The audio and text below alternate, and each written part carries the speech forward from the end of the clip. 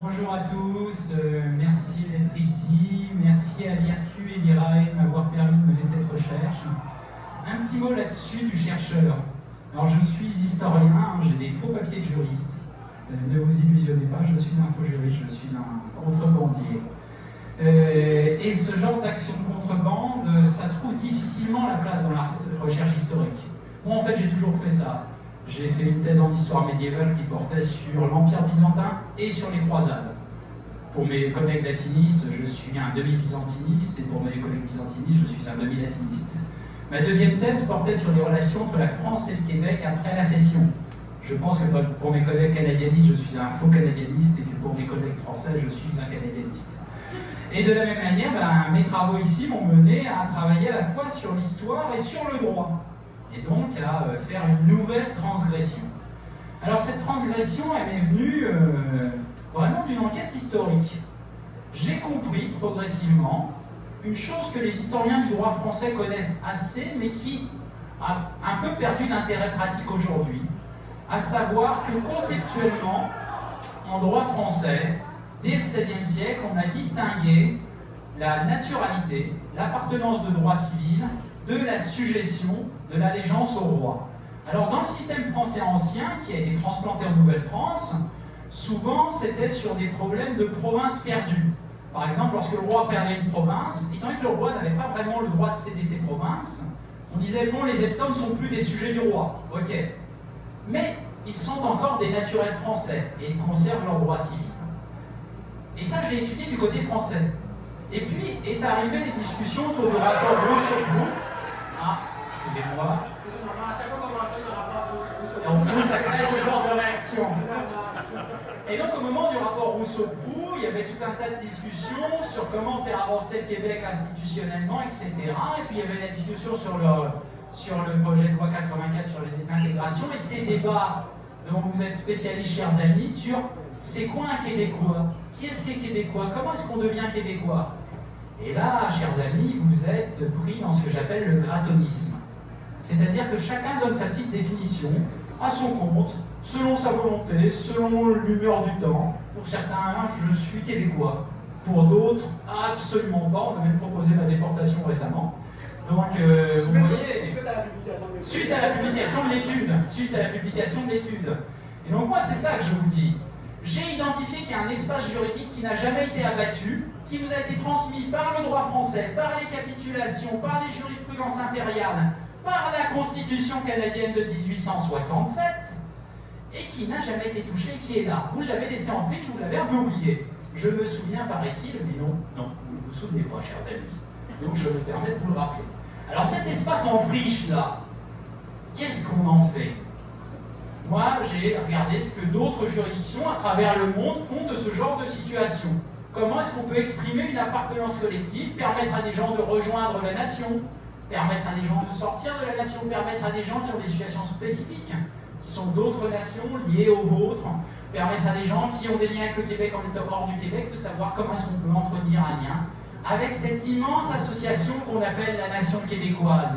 Cette immense association qui a cette curiosité comme association que son membrariat n'est écrit nulle part.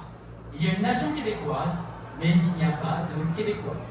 Donc je pense qu'il est heureux d'en sortir. Il est heureux d'en sortir pour tout le monde. Il est heureux d'en sortir pour les Québécois qui pourront dire enfin, clairement, je suis Québécois. Par ailleurs, je peux être citoyen canadien. Mais j'ai une vraie nationalité québécoise qui me donne des droits et un rattachement. C'est utile pour les nouveaux arrivants comme votre serviteur qui aimerait bien ne pas avoir à se poser des questions à la mort moelle-nœud pour savoir comment est-ce qu'on fait pour devenir québécois. Là, ce sera simple, il y aura une procédure, on saura comment faire. C'est aussi utile pour les autres nations qui occupent votre territoire, les nations autochtones, qui elles aussi ont un droit à l'autodétermination, et donc il leur faut un espace, à elles aussi, qu'elles pourront utiliser, si elles le désirent, pour définir leur propre nationalité, dans une pleine sécurité juridique et de manière articulée. L'autodétermination, la question de l'indépendance, je ne me permettrai pas de la trancher. Je ne suis pas québécois. Mais l'autodétermination, ça concerne tout le monde. Et j'espère que cet outil un peu particulier que je vous propose, que je ne vous propose pas d'inventer, mais de réactiver, de moderniser, de faire... Franchement, je pense qu'on peut faire un des plus beaux droits de la nationalité qui existent au monde. Un truc qui serait assez incomparable en réalité, assez unique. Et rien que pour ça, chers amis, essayez d'être québécois et d'être cohérents jusqu'au bout en politique. Merci.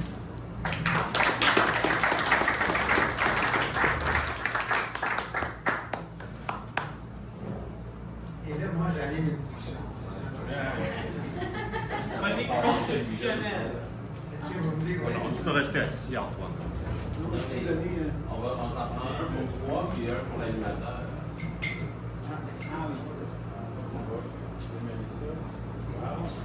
Ouais, c'est ça. Allô, ça fonctionne? Bon, non, on se partage. Ben, bienvenue à l'année Cassie. Merci d'être là, merci à vous. Chers amis, il m'est arrivé quelque chose en fin de semaine. Je suis allé à la remise de la médaille de l'Assemblée nationale à un ami d'université, Samir Grib. Samir est venu de Tunisie et il est un grand entraîneur de soccer ici au Québec.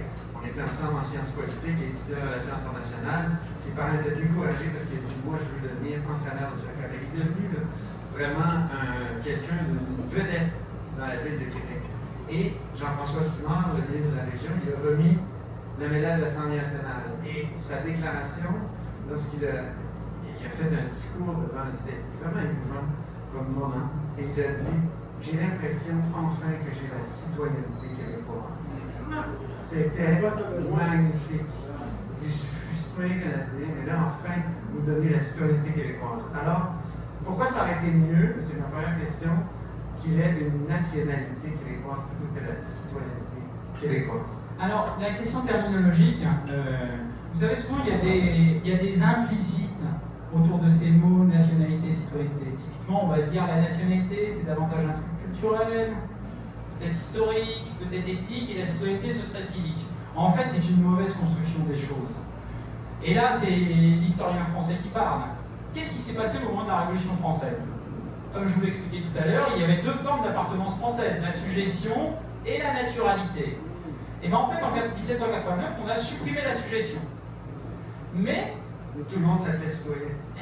Mais la naturalité, elle, a servi de base, maintenue à l'appartenance à travers la Révolution. Il y a une continuité de la structure de la naturalité. Et parmi les détenteurs de la naturalité, vous avez des gens qui sont vivants, parce que la nation, c'est quand il est mort, mais parmi les gens qui ont cette nationalité, il y en a qui sont vivants, qui ont l'âge et qui ont la position pour exercer l'autodétermination de la nation, qui forment donc le peuple et qui sont l'ensemble des citoyens. La citoyenneté, c'est une fonction. Un enfant de 4 ans n'est pas citoyen, malgré ce que dit le droit canadien, qui sur ce point-là est quand même assez rigolo, je dois bien le dire. C'est un ressortissant canadien qui deviendra un citoyen canadien. Et il ne faut pas dévaluer la valeur de la citoyenneté, la valeur des citoyens. Et là, alors il n'y a pas de nationalité canadienne. En fait, si vous voulez, il faut refaire l'histoire de la construction canadienne. Non, on parle de double nationalité. Eh bien, c'est un abus de langage, en fait. C'est un abus de langage, et c'est un peu à la faute des Français, parce que le système français s'est tellement répandu, et étant donné que les Français ont fini par brancher l'étationalité sur la nationalité, à long terme, tout le monde s'est mis à dire nationalité. Et il faut bien couper scrupuleusement. Dans le cas canadien, en réalité, il y avait la suggestion britannique depuis 1760. En 1740, on a créé une nouvelle structure, 1947, une nouvelle structure qu'on a appelée la citoyenneté canadienne, mais qui était en fait une forme réduite de la suggestion britannique à un espace limité. Tous les sujets britanniques liés au Canada ont reçu une deuxième étiquette citoyen canadien. Et par ailleurs, en 1981, on a fait tomber définitivement la suggestion britannique par en dessous, et donc vous êtes russe juste de rester citoyen canadien. Mais cette citoyenneté canadienne, c'est en fait un calque de la suggestion britannique construite sur une base régionale. Alors, je reviens à ma question. Oui, pardon. Samir Grib, pourquoi ça a été bien qu'il soit... Ah oui, c'est ça, tout à fait. Qu'il ait la nationalité plutôt que le dit la citoyenneté. Et ben, je m'éloigne parce que je sais qu'il va y avoir une espèce de retour de son si on voit trop les deux micros. Pardon. Oui, et ben, en fait, justement, ça vient de ça. Le truc, c'est que c'est quoi le Québec? Le Québec, c'est une communauté humaine. C'est quoi une communauté humaine qu'on appelle une nation? C'est une communauté humaine qui vit sous une même loi civile. Qui vit parce qu'elle vit sur le territoire de cette loi civile, mais qui vit aussi sous cette loi civile parce qu'elle est sa loi personnelle. Par exemple, si vous mourrez à l'étranger, chers amis québécois, l'article 3077 du Code civil québécois Et les législations d'un grand nombre de pays étrangers prévoient que si vous avez fait une succession selon la loi québécoise, même si vous mourrez à l'étranger, le juge à l'étranger pourra appliquer la loi québécoise. Ça prouve bien que la québécitude, c'est quelque chose qui se poursuit. Et rentrer, c'est ça, il y a un prolongement personnel. Et donc rentrer dans la nationalité, c'est rentrer dans cette association qui dit qu'on veut que ces règles-là soient les nôtres et qu'elles nous soient appliquées. Patrick, tu as eu de répondre à la question sur Samir Grippe, peut-être? Oui, exactement. Au fond, le génie d'Édouard Baraton, c'est de, nous expliquer qu'il faut faire des distinctions là, où on met plusieurs concepts dans le même panier. La nationalité, tu peux le faire. Et après, ben, la question que tu poses, Antoine, je vais présumer d'une réponse pour en nuancer, mais au fond, il nous dit, vous avez quelque chose dans votre droit que vous avez complètement oublié. Ça s'appelle la nationalité. Vous pouvez l'investir, vous pouvez faire quelque chose avec ça. Donc, il ne répond pas, Édouard Baraton ne répond pas à la question si la citoyenneté c'est mieux que la nationalité. Mais pour un demi-État comme le Québec ou une petite nation comme la nôtre, ça devient un outil sous-exploité. Et moi, c'est pour ça que je salue l'étude. Elle dégage un espace de réflexion. Puis c'est dit dès la préface de Joseph Facal qui dit « Hey, moi j'ai déjà été ministre de ces affaires-là. J'ai mandaté un comité interministériel, puis je leur ai dit on peut faire quelque chose sur le front de la citoyenneté. » On n'a jamais pensé qu'on pourrait faire un petit déplacement vers la nationalité. Donc, je ne pense pas que c'est un mieux que l'autre. C'est juste une invitation à investir le concept, la notion de nationalité, parce que pour des raisons de conjoncture historique, elle offre plus de potentiel pour la situation historique qu'elle a. J'irai dans le même sens avec peut-être 3 éléments. Justement, parlant à l'instant du comité mis en place par Joseph Facal, c'était suite au rapport du comité Larose. Oui. Il avait proposé la création d'une citoyenneté québécoise. Et donc, on est en 2000 à ce moment-là. Et donc, c'est le contexte post-référendaire. C'est le contexte où le nationalisme québécois devient un peu plus civique. Hein. C'était la simplification manichéenne qu'il y avait à l'époque, que vous étiez soit un nationaliste civique ou un nationaliste ethnique, donc raciste et tout. C'était une réaction à la déclaration de Jacques Parizeau. Exactement. Donc, on était dans ce contexte-là. Donc, et là, la nationalité, la nation, c'était quoi? C'était un ensemble de citoyens qui vivaient sous une même charte des droits. Hein, ce qui était la définition canadienne. Puis au Québec, on essayait de reproduire ça en se disant, ben, nous, on est des gentils nationalistes ouverts. Alors, on a, nous, les citoyens québécois, c'est quoi? C'est quelqu'un qui vit sous une charte québécoise. Et donc, la grosse différence entre le Québec et le Canada, c'était charte québécoise contre charte canadienne. Alors, on était dans cette époque-là, on en est sorti.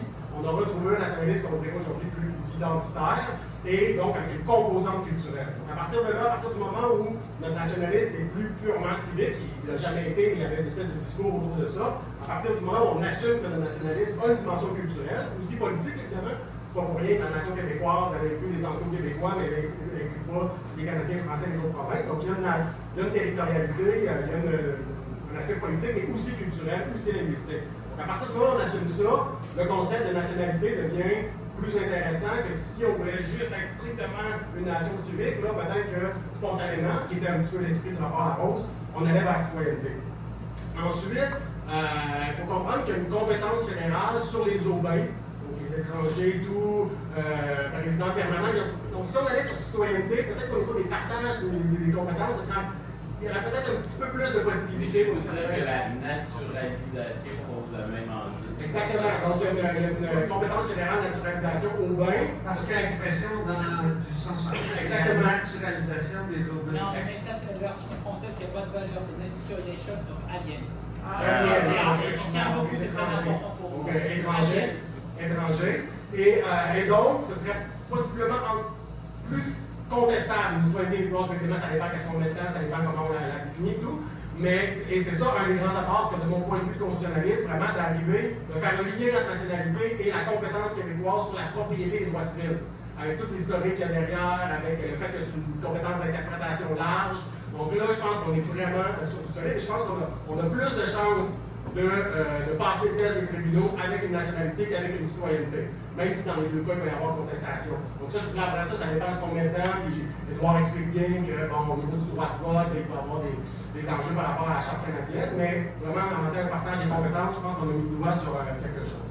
Enfin, troisième élément, le mot nation au Québec est parfois utilisé, souvent pour le Québec, parfois pour le fédéral.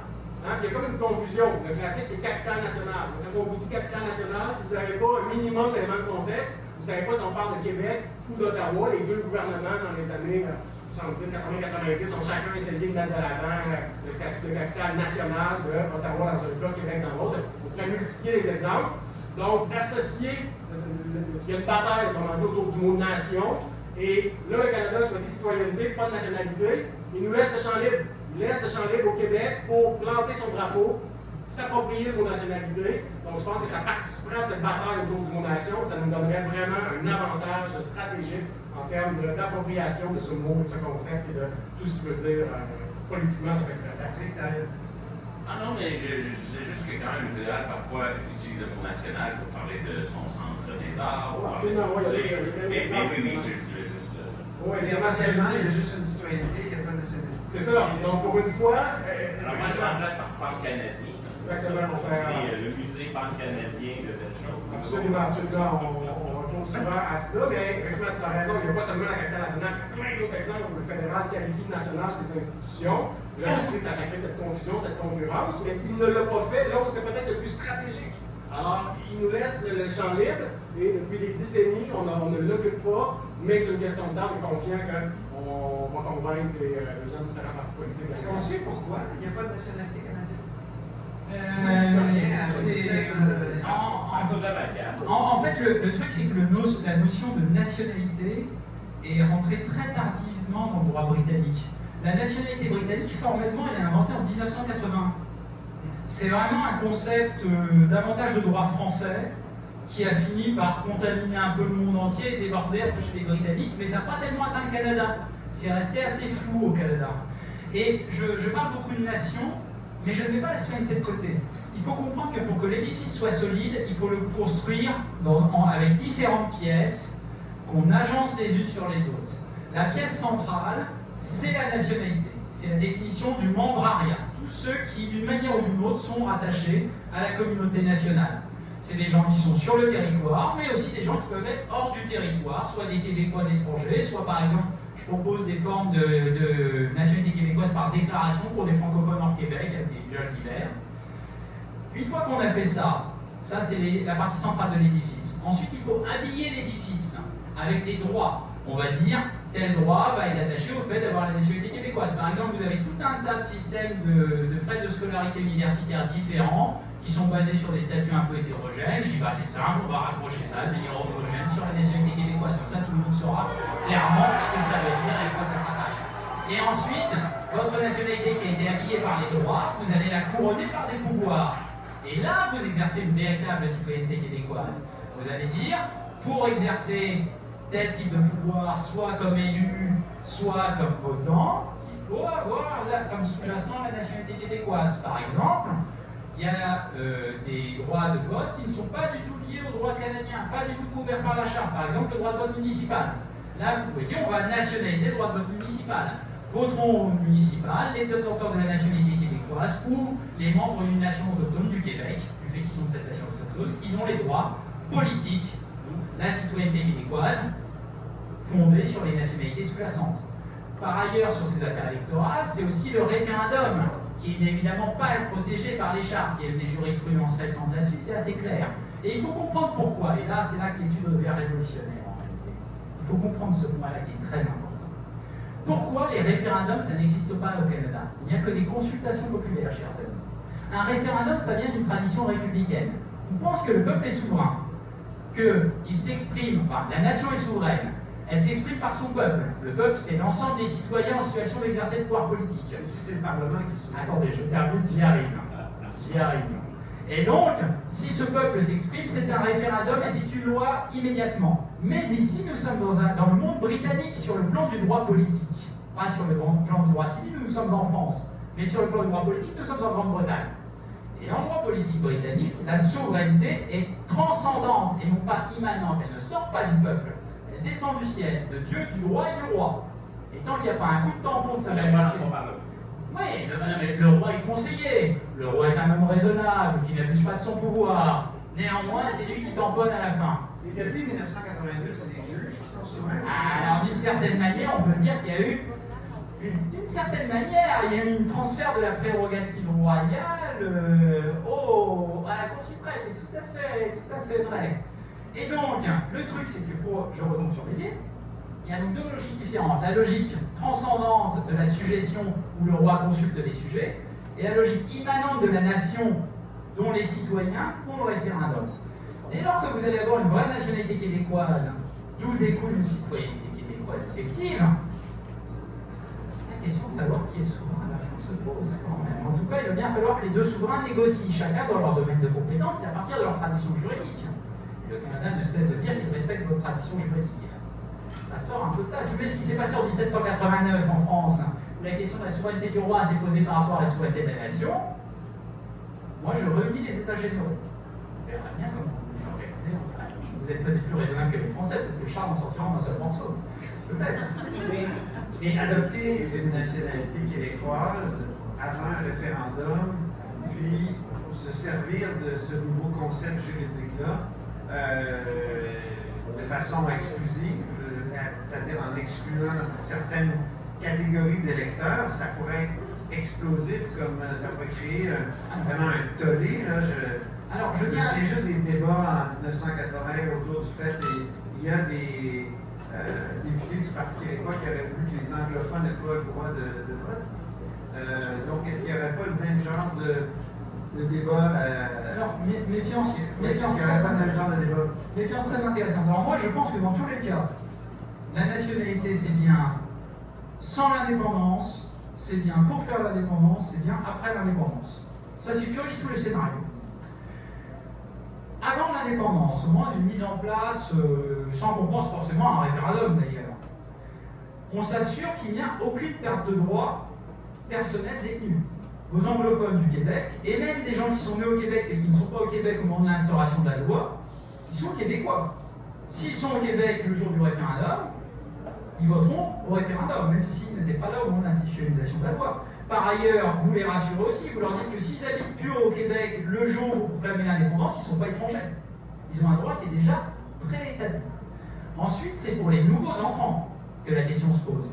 Parce qu'actuellement, tous ceux qui auraient voté au référendum, vous instituez la nationalité, ils pourront voter. On pourrait même envisager que des gens qui n'auraient pas le droit de voter au référendum aujourd'hui puissent avoir le droit de voter au référendum dans la structure que je propose. Par exemple, Québec solidaire dit qu'il faut ouvrir la citoyenneté québécoise, j'utilise ce mot-là, aux résidents permanents. La belle affaire, encore faut-il avoir quelque chose à offrir.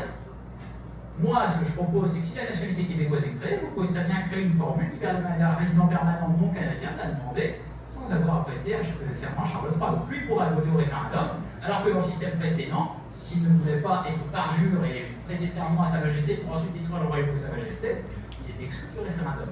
Grâce à mon système, il peut voter. Donc c'est pas faire voter moins de personnes, c'est voter sur une autre base. Et le fait de lier un score électoral référendaire pour une question grave un groupe humain déjà défini juridiquement longtemps avant le référendum, en fait, c'est la norme internationale plutôt que l'exception. C'est vous qui êtes dans une situation bizarre en laissant Ottawa faire votre propre corps électoral pour un référendum. C'est ça qui est curieux.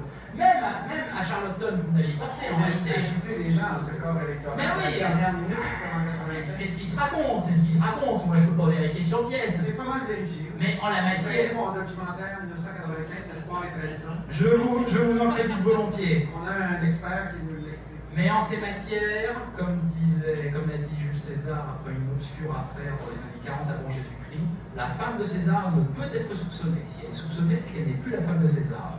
Donc si le gouvernement fédéral est soupçonné de tripatouiller le corps électoral, il ne peut pas être responsable du corps électoral en matière d'autodétermination québécoise. De la même manière que vous ne pourriez pas être maître du corps électoral pour un référendum dans une communauté autochtone. Ce serait un abus. De la même manière que dans plein d'autres États, je pourrais vous citer la Bermude, la Nouvelle-Calédonie, le Groenland, etc. Toutes ces affaires de corps électoraux pour l'autodétermination sont déterminées par avance. C'est vous qui êtes dans une situation bizarre. Sortez de votre particularisme, chers amis. Alors, Il a toujours raison, mais avec beaucoup de finesse, il faut distinguer plein de choses. Et donc, il est vrai que, et c'est l'arrêt H-A-I-G, je ne sais pas comment le prononcer, j'imagine, en 92, Antoine, tu te souviens, hein, on organise notre propre référendum. Oui. Et dans le reste du Canada, ils organisent le leur. Les lois ne sont pas parfaitement identiques, mais les différences se tiennent à pas grand-chose. Si je me souviens bien, c'est un Ontarien qui aurait eu le droit de vote si ça avait été un référendum organisé par la loi fédérale. Mais là, résident du Québec depuis pas assez longtemps, ça se montait en nombre de dodo, là, c'était pas une grosse affaire. Il s'en va jusqu'en Cour suprême pour dire « moi, j'aurais dû avoir le droit de vote ». Et la Cour suprême dit « ben non, c'est un référendum organisé en vertu de la loi québécoise ». Une consultation populaire. Oui, pardon. Une distinction fine, oui, tout à fait, on va la faire. Cela dit, c'est clair que on ne peut pas discuter de ce sujet-là, sans revenir sur la tentative qui avait été faite par le Parti québécois en 2007. Et c'est bien, oui, et c'est bien discuté dans l'étude, tout est bien amené. Et on se rappelle, c'est le projet de loi 195 et 196. Donc, 195, c'est sur la citoyenneté, et 196, c'est sur le mot en C. C'est le mot qui fait peur à tout le monde, là, qui commence par un C. Et donc, les deux arrivent en même temps et provoquent beaucoup d'émoi. Et il y a quand même des leçons ou une autopsie à faire de ce projet de loi 195. C'est-à-dire que les rédacteurs du projet veulent que ça ait un sens, une citoyenneté québécoise. Là, on va remplacer citoyenneté par nationalité parce qu'on embrasse le chemin qu'Édouard nous propose. Mais si je me trompe, Édouard me pardonne à l'avance. Okay? Ce serait comme un vieux réflexe. Pas de problème. C'est bon. Donc, ce truc d'appartenance québécoise qu'on veut créer en 2007, ceux qui le rédigent à l'époque, et je me souviens d'avoir eu une discussion avec Henri Brun qui n'était pas loin dans cette discussion-là, qui disait « oui, il faut bien que ça donne quelque chose d'avoir la citoyenneté québécoise, ça ne peut pas juste être un papier symbolique. » Et là, eux, ils avaient mis, si je me souviens bien, le droit de vote aux élections québécoises et ils prétendaient qu'elle allait le défendre avec un test de raisonnabilité sous la charte. Il y avait l'éligibilité. C'est l'éligibilité, pardon, c'était pas le droit de vote, c'était le droit de se porter candidat. Il avait joué sur l'intensité en disant, ben là, se porter candidat, ça va plus loin. Donc, il s'exposait à un gros Il fallait risque. savoir parler français. Oui. Il fallait maîtriser. Et ça, à la limite, c'est vrai aussi pour la citoyenneté canadienne, il faut savoir parler une des deux langues. Mais bon, je vais intervenir surtout sur l'aspect inéligibilité. Et ça avait vraiment ça avait coûté cher à ce projet-là de mettre cette restriction-là. Édouard est plus subtil. Il dit, mais non, jouez sur les élections municipales, jouez sur le référendum, vous ne vous exposez pas au même risque. Alors, je pense qu'il faut lire l'étude comme ça, comme un chemin, un argumentaire pour dégager cet espace-là. Puis, dans la partie 3, une prise en compte des risques, des obstacles à contourner et la prise de conscience qu'il faut probablement, par moment, être obligé d'accepter que cette nationalité, peut-être qu'elle n'aura pas l'air si significative que ça au départ, parce que c'est peut-être la bonne manière de l'instituer. Puis après, l'histoire, c'est long. Une fois qu'elle est créée, elle sera... Ça va créer une sorte de coquille, puis un tranquillement. peu comme si pour acheter la paix, tu rases un peu gratis au début en disant on la donne à tous, comme ça, il y a personne qui se sent menacé par la création de ça. Et avec le temps, les choses se précisent. Oui, mais je pense que ce qui est important avec cette nationalité, c'est et le volet symbolique, mais pas que symbolique. Parce qu'effectivement, à l'époque, avec Joseph Facal, c'est ça qu'à un moment donné, puisque, à mon avis, je ne veux pas en dire plus parce que c'est secret professionnel, mais à mon avis, c'est plus correct. C'est ça que moi, je suis d'accord avec la thèse d'Édouard que, bon, évidemment, ça passe le test pour le référendum, pour l'élection municipale, et même... Oui, évidemment, mais bon, comme l'article 3 de la Nation canadienne ne s'applique pas, on pourrait conditionner le droit de vote aux élections municipales, au référendum, à la détention de la nationalité québécoise. Je te l'arrache une seconde. Tu sais, l'accès au CPE, pour les demandeurs d'asile, là, tu dois le considérer quand tu décides de ne pas d'enlever le droit de vote à une élection municipale par analogie. C'est pour ça que je dis, Édouard nous montre que le risque est moins grand. Mais moi, je ne vais pas jusqu'à dire que il y a toujours un petit risque. Parce que là, si tu parles de la CPE, tu parles du droit à l'égalité pour lequel il y a la disposition de souveraineté parlementaire. Évidemment, Et évidemment. si tu me permets de rajouter quelque chose, encore une fois, attention, moi je ne retire pas de droit. Moi j'organise les droits autrement. Oui. Encore une fois, imaginons qu'il soit possible pour des résidents permanents de devenir québécois sans être canadien. Imaginons que votre serviteur répugne à prêter serment de Charles III, mais il aimerait bien devenir québécois quand même. Ça peut arriver, il y a des Irlandais fanatiques, il y a ce genre de choses. Oui. Voilà. Et bien, le juge qui jugera, est-ce qu'on peut réserver le suffrage municipal ou non aux nationaux québécois, ou est-ce que j'invalide la loi? Il devra non seulement dire, est-ce que j'impose au Québec de faire voter le monsieur venu d'Alberta qui ne veut pas passer le petit test de français, etc. Est-ce que j'invalide la loi pour ça? Sachant qu'en invalidant la loi, je vais interdire à monsieur Baraton, nationalité québécoise mais pas citoyen canadien, installé, etc., qui a tout fait, de voter. C'est ce que je veux dire. Le juge, il ne devra pas dire je protège les droits contre les méchants québécois qui les retirent. Il devra dire je choisis de retirer les droits à quelqu'un pour les donner à quelqu'un d'autre. Ça va être beaucoup plus compliqué. Là-dessus, c'est ça, c'est intéressant, cette dynamique-là où il peut y avoir exclusion dans certains cas. À partir du moment où on exige la connaissance du français, on ne peut pas être conséquent et être ouvert à la possibilité qu'une personne qui est autrement, puis là, demain, il y aura des droits acquis pour les anglophones et tout. On parle de pour l'avenir, il y a des gens qui, voilà, un Ontarien qui déménagerait après la création de la nationalité, qui ne voudrait pas apprendre le français, pourrait ne pas avoir le droit de vote, alors que sous l'état du droit antérieur à la création de la nationalité, il l'aurait eu. Donc ça, je pense qu'il faut s'assumer là-dedans. Sinon, voilà, ça devient symbolique, le plus bien que le français, ça devient moins intéressant. Mais effectivement, on peut aussi donner la citoyenneté et le droit de vote à des gens qui ne l'auraient pas eu sans cette.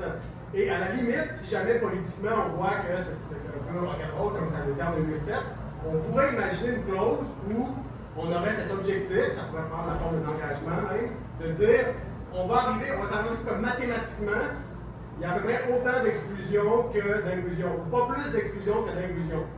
Oui? Donc on pourrait politiquement, ça pourrait être une avenue pour dire voilà, on n'est pas là pour exclure. Voilà. En théorie, on peut autant inclure qu'on peut exclure, mais on pourrait viser à dire voilà.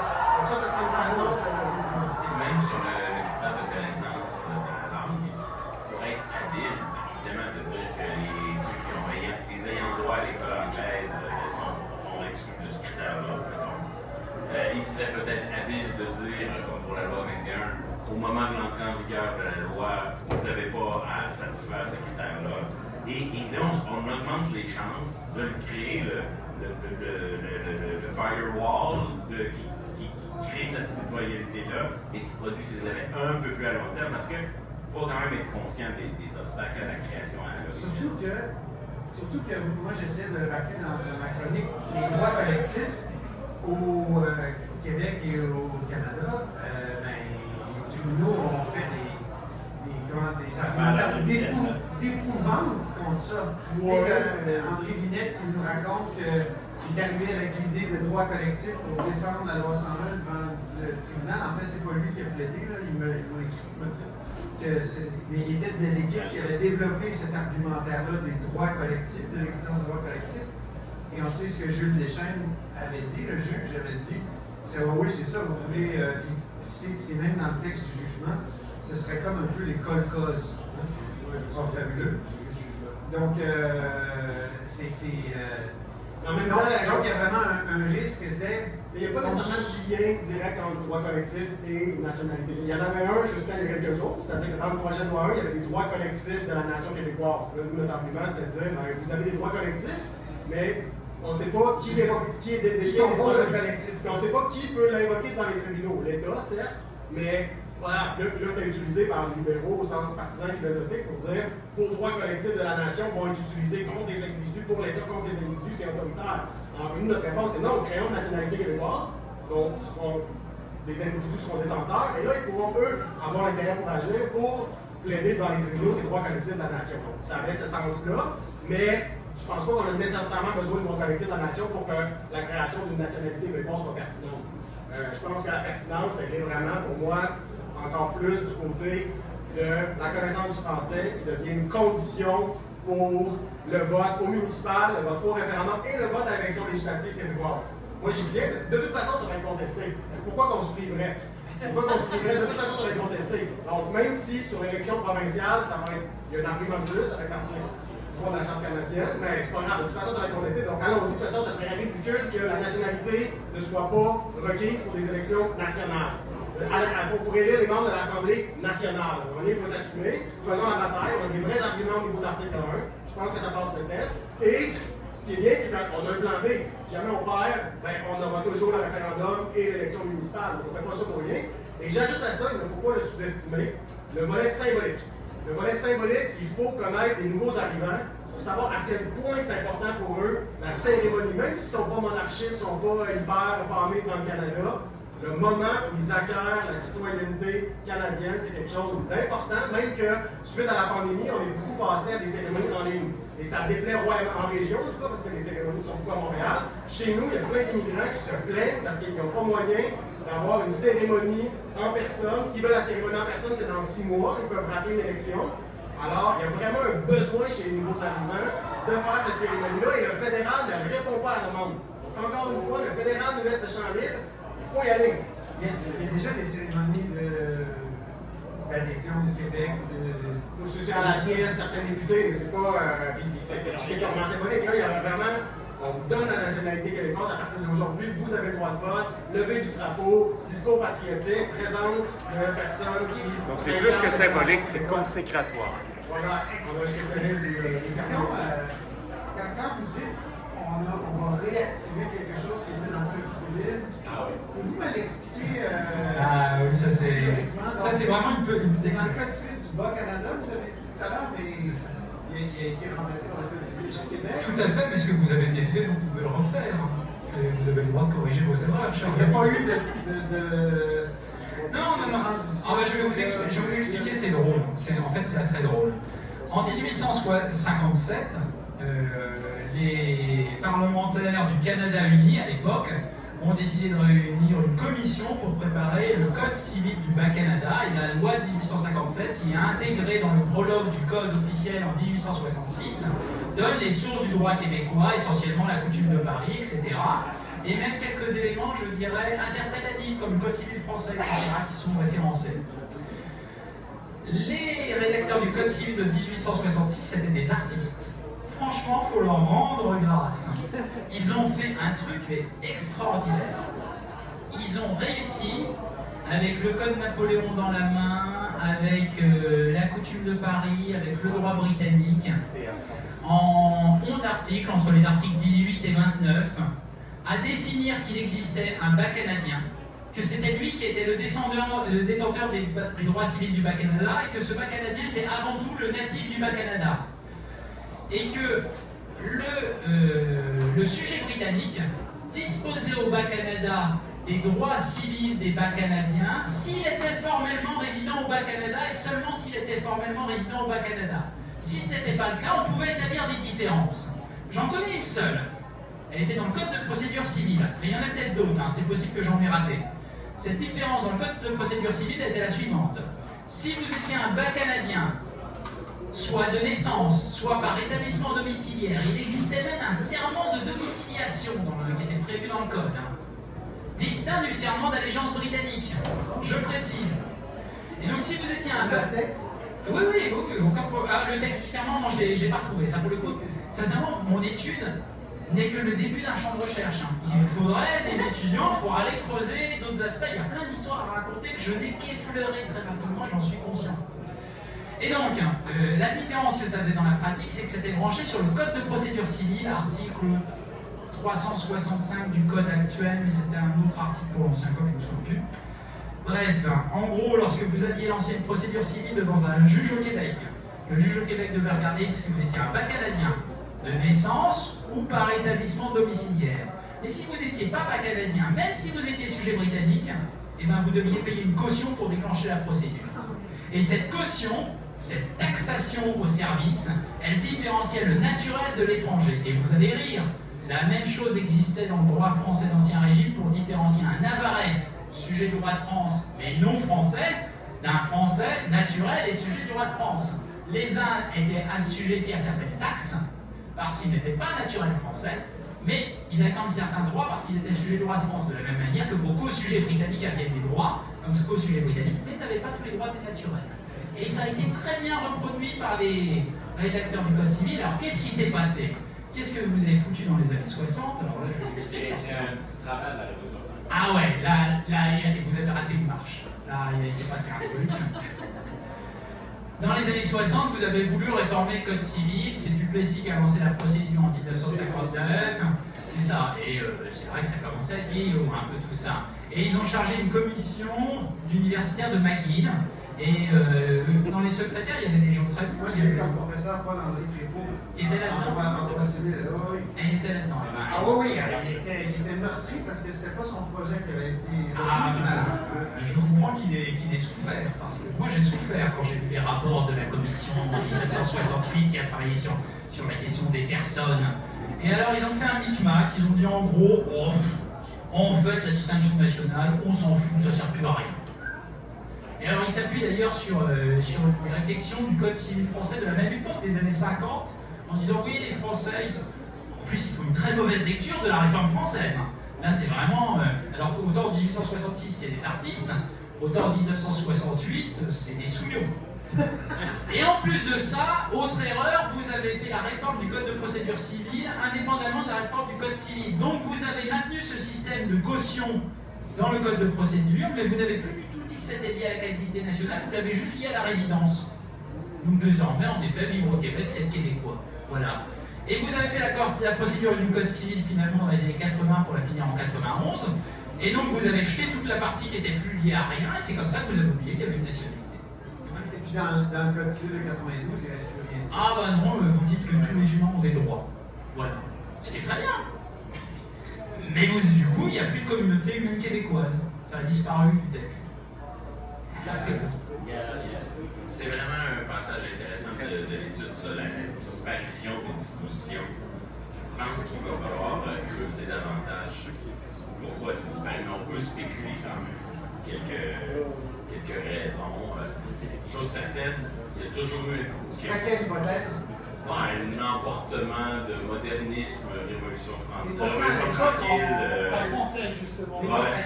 Et pourtant, c'est l'époque où on chante québécois. Je pense qu'on trouve ça vieillot. Parti québécois. On trouve ça vieillot, ces dispositions-là. Pourtant, ce qu'on trouvait vieillot, c'est le Canada. Je sais, mais j'essaie de spéculer le pas Canada avec ses nationalités. Moi, je pense que tous les juristes nationalistes étaient des publicistes, et ça, c'était une bande de privatistes. Donc, c'était une autre hypothèse. C'était vraiment ça. Explique un peu. Là, Donc, pour le Code civil, c'est essentiellement du droit privé. Parfois, ça s'applique à l'État. C'est un peu pertinent au droit public, mais c'est essentiellement du droit privé. Et dans les facultés de droit, plus largement dans la communauté juridique, on est soit spécialiste du droit public, donc le droit qui concerne l'État et tous les organismes publics au sens large des municipalités et tout, soit qu'on est spécialiste du droit privé, donc les rapports interindividuels entre les compagnies, le droit de la famille et tout. Et le Code civil, c'est davantage du droit privé, donc c'était les privatistes essentiellement qui étaient dans l'office de révision du Code civil pour donner le nom complet de la commission dont parlait Grégoire. Et généralement, là, il faudrait une hypothèse, il faudrait vérifier tout ça, mais mon impression, c'est que la plupart des juristes nationalistes étaient publicistes. Et donc, alors que les privatistes étaient moins, n'étaient pas nécessairement antinationalistes, mais il y avait moins cette sensibilité-là.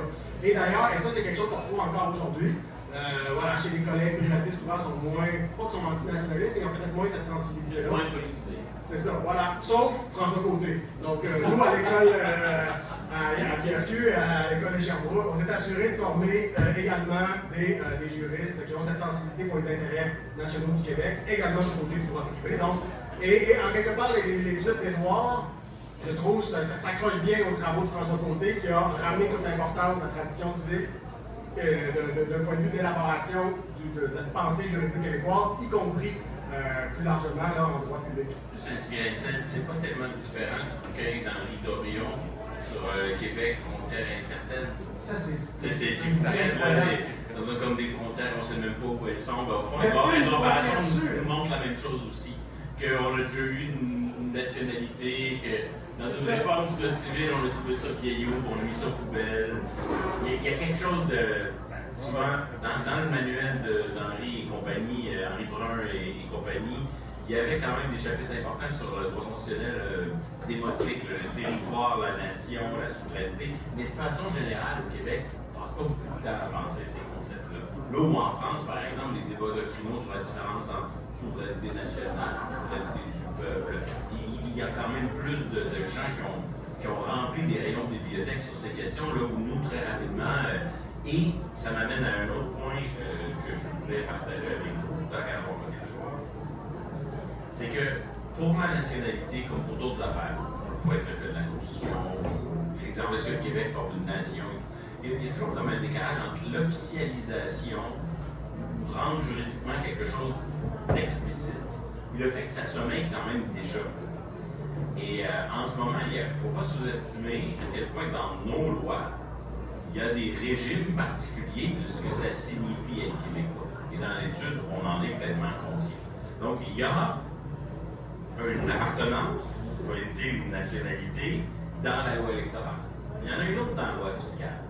Il y en a une autre dans la Il y en a dans la procédure civile. Dans le 3077 du Code civil, Avant, c'était ça la force, c'est qu'on en a d'en avoir une dans le Code civil, ça veut dire en avoir une dans le droit commun.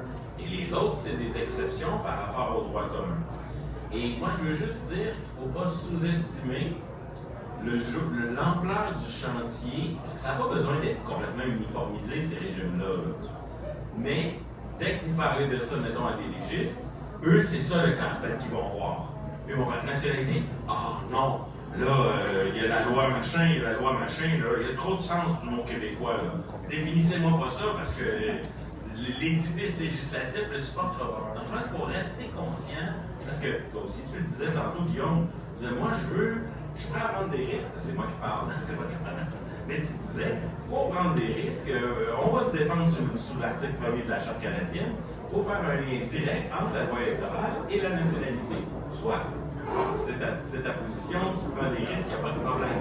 Mais c'est donc dire que pour toi, il y a un lien automatique entre le sens spécifique d'une loi et le sens, disons, généraliste, droit commun, qu'aurait la nationalité en général. Ce lien-là est obligatoire. Et donc, le chantier qui consiste à faire ces liens, les recenser, il fait juste commencer, là. C'est un vrai boulot. On ne fait pas ça comme ça en une semaine. Là. Tout à fait. Le boulot, en termes de légistique, c'est immense ce qui reste à faire. Même les bases sont extrêmement solides avec l'étude, effectivement. On peut rajouter l'exemple de la scolarité, qui est vraiment qui fait une distinction canadien-québécois. Et du coup, les Français sont considérés comme les Québécois pour les fins des frais de scolarité et pour la procédure civile aussi. Donc ça, c'est intéressant. Il y a plein de cas où on a une telle chose qu'un statut québécois qui vient avec des avantages, qui sont également conférés aux Français, mais pas aux Canadiens des autres provinces. Donc, procédure civile, un Ontarien qui vient au Québec, on le fait payer pour aller dans les crédits. Le Français, lui, ça va, il va direct. Même chose pour les frais de scolarité. Donc, ça aussi, il y a quelque chose à développer. Et là, il est tout désigné pour la continuer à travailler. Et dans l'étude, c'est facile d'avoir l'air intelligent en reprenant le contenu d'Édouard Baraton. Hein. Dans l'étude, Édouard, il montre aussi comment la doctrine Gérin-Lajoie, les relations extérieures du Québec et la relation privilégiée avec la France, ça a pu et ça pourrait être un moyen de définition et de reconnaissance de notre propre citoyenneté, nationalité, pardon, j'y arriverai pas. Dans l'accord du LACNIC, dans le texte, un des éléments pour définir le Québec, c'était le droit civil. Mais tu voulais poser une question? Tout à fait, non, je voulais rebondir là-dessus en effet, parce que comme vous le savez, je ne suis pas tout à fait d'ici. Et en effet, je me suis intéressé à l'origine, initialement, à la question de la Fédération franco-québécoise. C'est quoi cette bizarrerie? Sommes-nous étrangers? Ne sommes-nous pas étrangers? Vous existez un peu dans notre droit de la nationalité de plein de manières, ça pose tout un tas de problèmes à l'État français.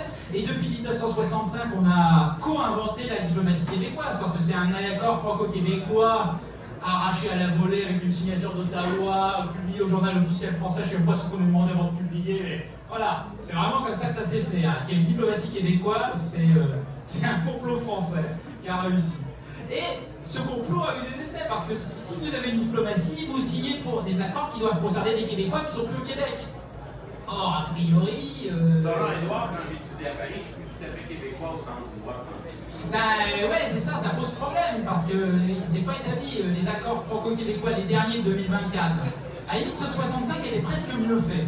Ceux de 2024, ils disent que pour les études, ils disent, c'est quoi un étudiant français, au sens de l'accord? Ben, c'est simple. C'est un étudiant qui a la nationalité française et qui est au Québec. Et tu veux apprendre l'anglais, donc tu vas à Concordia ou à McGill. Exactement, exactement. Mais c'est quoi un étudiant québécois aux yeux de l'accord?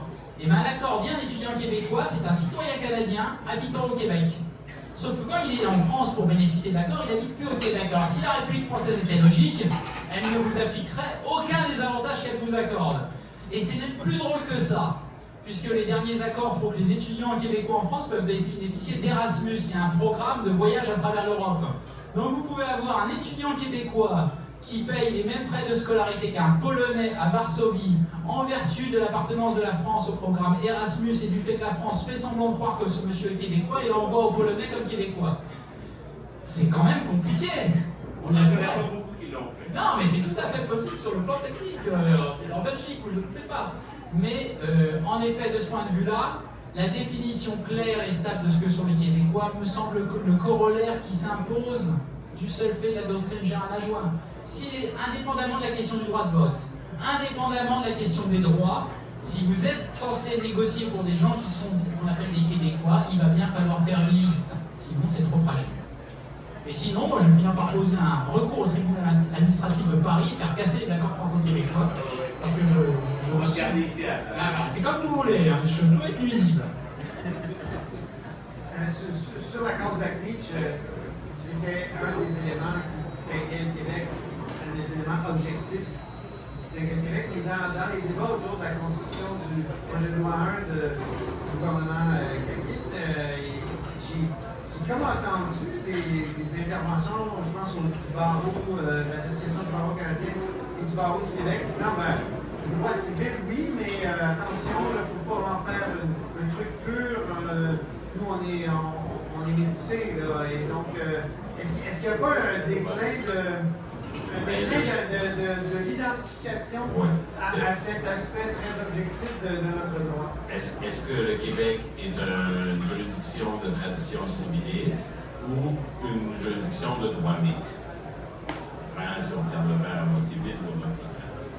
Donc, si on dit le point de vue des critiques que tu mentionnais, c'était de dire, vous insistez trop sur la spécificité civiliste du Québec, comme si vous ne vouliez pas reconnaître qu'il y avait aussi un peu de common law dans le Québec. Bon, voilà.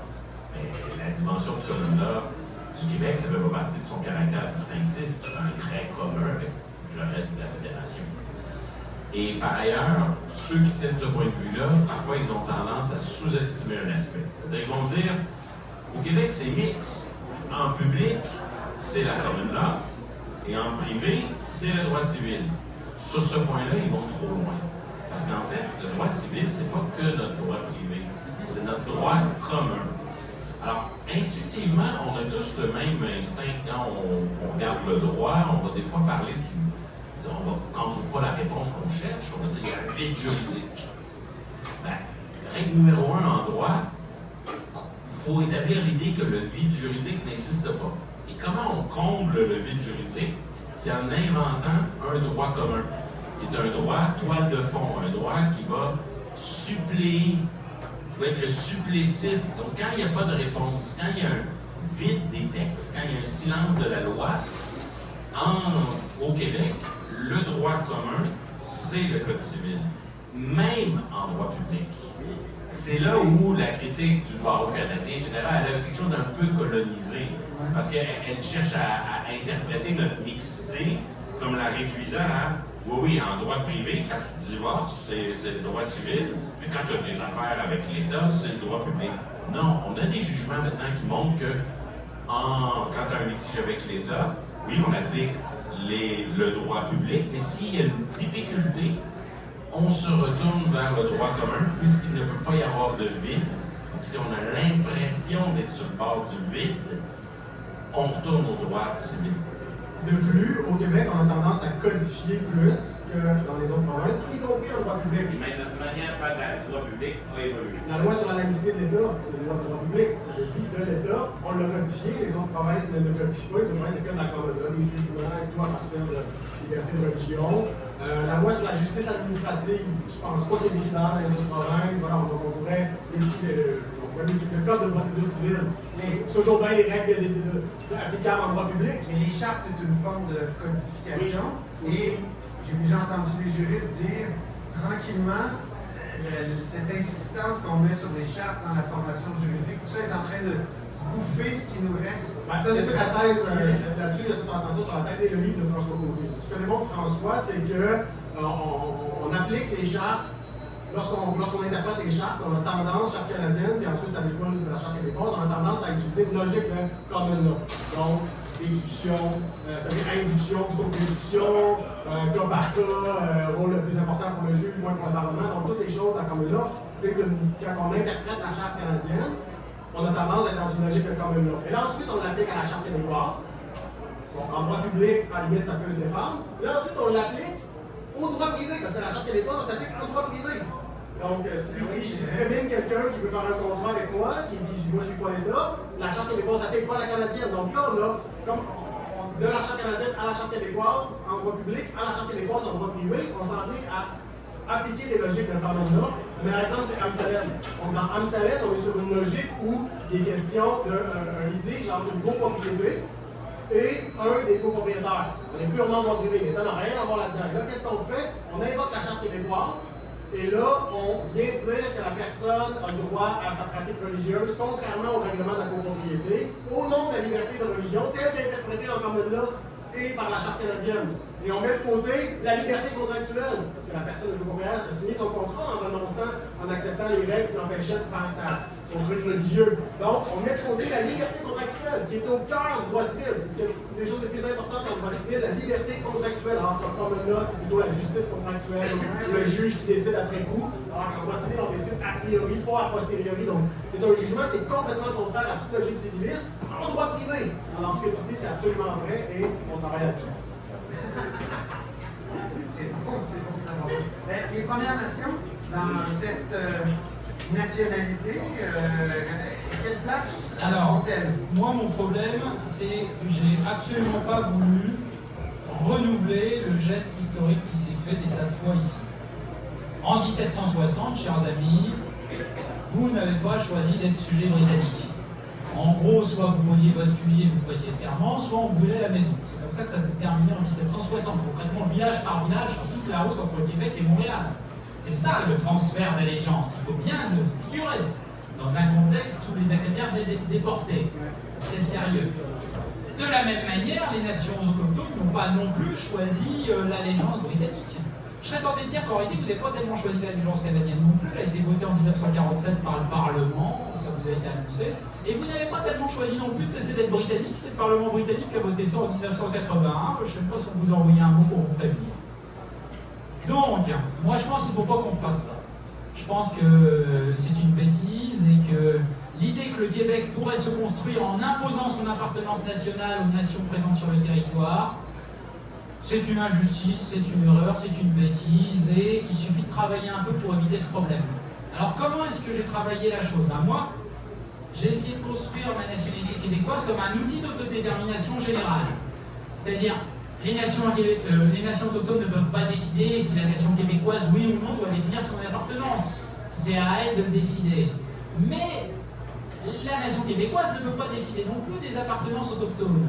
Tout ce qu'elle peut faire, c'est dégager l'espace dans lequel les nations autochtones, si elles le veulent, quand elles le veulent, pourront, selon leur propre tradition, déterminer leurs propres règles d'appartenance. Je ne dis même pas de nationalité.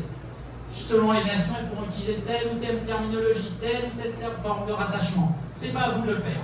Tout ce que vous pouvez faire, vous, c'est dire tout membre d'une nation autochtone du Québec.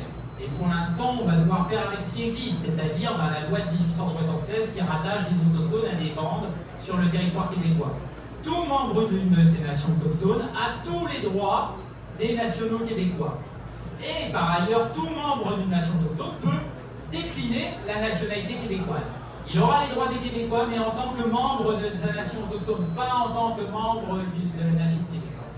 Et peut-être qu'un jour, elles décideront, elles aussi, de créer des formes d'appartenance moderne, de droit civil, pour gérer leurs propres institutions, sans que cela touche à la loi sur les Indiens, etc. Ça, et aux droits territoriaux. C'est séparé. Il s'agit de définir une forme d'appartenance civile. Parce qu'il y a des débats sur à l'intérieur des réserves, des tribus sur qui appartiennent. Si, par exemple, je me souviens de débat ici, là où ce qu'on appelait jadis le village Huron, à Wendake, qui est un vrai Huron. Et ben et il y avait c'était au fond une logique du sang. Et ben, le truc, c'est que moi, je vois ça en historien, encore une fois, dans une perspective longue. Et je me suis inspiré de la situation du droit de la Nouvelle-France et des situations politiques qui étaient nées à l'époque de la Nouvelle-France. Comment est née la nation québécoise, d'une certaine manière? Ben, je voulais vous l'expliquer. Le roi de France est arrivé ici, enfin, les autorités françaises, et ont fait des accords avec un certain nombre de nations autochtones. Des alliances militaires, des alliances commerciales, etc. Le droit français a déterminé que ces nations étaient des nations souveraines. Lorsque la France capitule en 1760, elle ne dit pas que les autochtones sont sujets du roi de France. Elle dit que ce sont des nations alliées de Sa Majesté très chrétienne. L'assujettissement des autochtones, c'est après 1760. À voir quand, c'est après... Voilà, c'est ça le cas. Quel document? Ben, c'est la capitulation de Montréal, article 40. C'est juste le document, à mon avis, politico-historico-diplomatique et juridique que vous devriez tous connaître par cœur. Qu'est-ce que vous faites dans vos cours d'histoire de droit, dans vos facs de droit, mon Dieu? Y a-t-il seulement des cours d'histoire du droit? Eh bien, c'est un manque. Ah, mais il le faut absolument, c'est vital. Et donc, en fait, ce que le régime français, en fait, c'est l'idée qu'il y avait des nations alliées, mais que ces nations alliées, pour les autochtones qui avaient un état civil français, alors à l'époque, ça voulait dire être catholique, parce que c'est l'Église qui tenait l'état civil. Et bien, ces autochtones catholiques, n'étant pas sujets du roi de France, d'ailleurs l'abbé Rénal le dit dans l'histoire des deux Indes, même vivant au milieu de la colonie française, ils ne furent jamais sujets. L'histoire des deux Indes, 1764. Et donc, même s'ils ne sont pas québécois, ils doivent avoir les droits civils des Québécois. C'est ce que prévoyait le droit civil français de l'Ancien Régime à l'époque de la Nouvelle-France. On en revient à la tradition et on la restaure selon des situations de... Juste un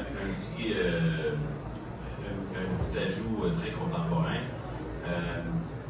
Parfois, dans le partage des compétences fédérales-provinciales, on peut jouer la souplesse ou l'absence de règles, ça joue contre nous. Souvent, parfois, on en tire avantage. Sur la question de savoir qui est autochtone, là, on est dans le cœur du noyau de la compétence fédérale sur les Indiens, pour utiliser les mots de la Constitution de 1867. C'est très périlleux pour le Québec d'arriver avec une définition. Et s'il le faisait, il faudrait à tout le moins qu'elle se base sur un consensus très fort là, avec les nations. Notre premier élément. Deuxième élément, Édouard Baradon a raison de dire qu'il faut trouver une façon quand même, ne serait-ce que pour les lois sur l'éducation, la fiscalité, le droit de vote, etc., qu'il faut qu'il y ait comme une possibilité d'être dans la nation de la manière dont tu le décris, c'est-à-dire faire partie de la nation restaurant de critères, et les membres des nations autochtones sont aussi des bénéficiaires. Bon, ça va ce bout-là. Mais il y a un enjeu qui est celui de savoir si on veut lancer le grand chantier de la nationalité avec un processus de consultation des Autochtones ou sans. Parce qu'eux, ils vont prétendre qu'on ne peut pas établir nos conditions de nationalité sans les consulter au préalable. Et ils vont faire le même coup qu'ils ont fait en Alberta avec le référendum qui est maintenant suspendu, annulé, transformé autrement. Donc, ça ajoute à la dimension, l'expression il faut préserver l'acquis. L'acquis. Donc, il faut que cette nationalité québécoise, du moins le jour où elle est créée, c'est habile qu'elle ait absolument aucune conséquence dans la vie des Autochtones, qu'il n'y ait aucun recul ni aucun gain, de manière à pouvoir déjà gérer le chantier de l'établir, puis après, d'établir un autre chantier, de voir comment s'articule de manière nation à nation des mécanismes qu'il faut peut-être inventer. Et il y a cet enjeu-là, si on veut avoir la prétention, le moindre instant, d'avoir une nationalité qui a le moindre effet, et ce moindre effet engendre une obligation de consulter qui est quand même assez intense et loin d'être évidente comme chantier.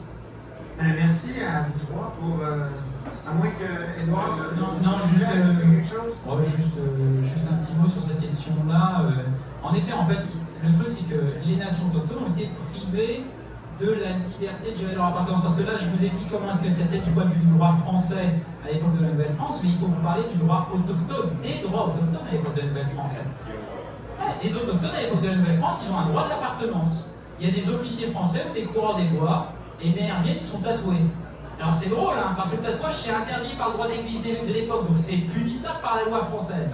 Mais vous avez le gouverneur de Bienville, il s'est fait tatouer un immense cobra du cou jusqu'au pied, parce qu'il est membre d'une nation autochtone, et il va dans ces lieux au milieu de ses compagnons guerriers autochtones.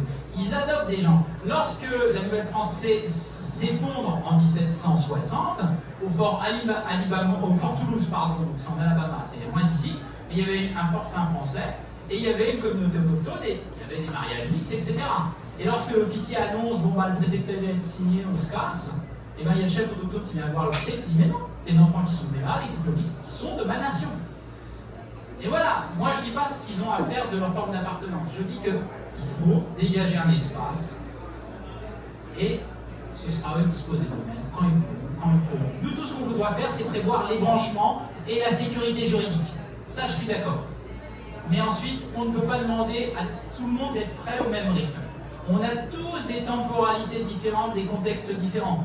Peut-être que telle nation autochtone aura une idée déjà très nette, et telle autre ne veut pas, veut en rester au régime actuel, ou telle autre voudrait elle-même légaliser dans sa propre législation le régime actuel, quitte à l'amender ultérieurement, etc. Il ne faut fermer aucune porte. Et de ce point de vue-là, je pense que la nationalité québécoise et tout ce qui se branche autour, c'est une manière de sécuriser, de préparer l'avenir et d'ouvrir à différentes options. Et de ce point de vue-là, soyons clairs, je compte au moins, je compte 5 partis québécois qui ont des raisons de soutenir un projet de la nationalité.